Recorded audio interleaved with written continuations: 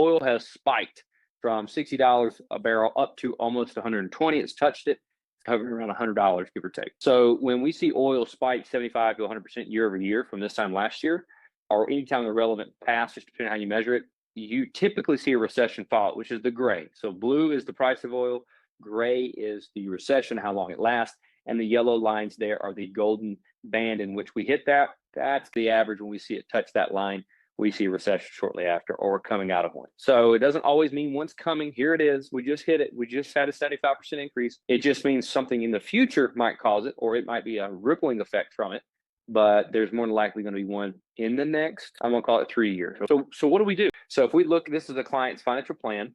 This is a couple that's in their 40s, and they're ultimately looking to be successful and retire by 65. All of this that you're looking at, every single line item is something, a goal or a thing they spend money on, or where they want to put it, or what they want to do. They want to have education paid for their kids, or a portion of it. There it is.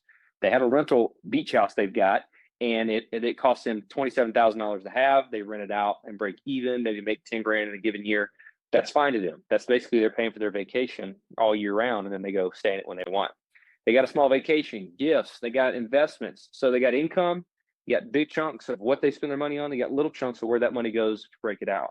Let me ask you a question. Does oil have anything to do with that right now? No. The answer is no. Clients want certainty in what they're doing. We can give people that by walking through what their future wants. They want their future to look like, backing into what they need to do, how much they need to invest to get there.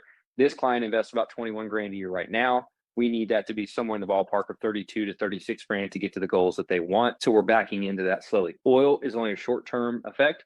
We should consistently continue to plan to invest in the stock market, not run away from it. Be opportunistic when others are fearful.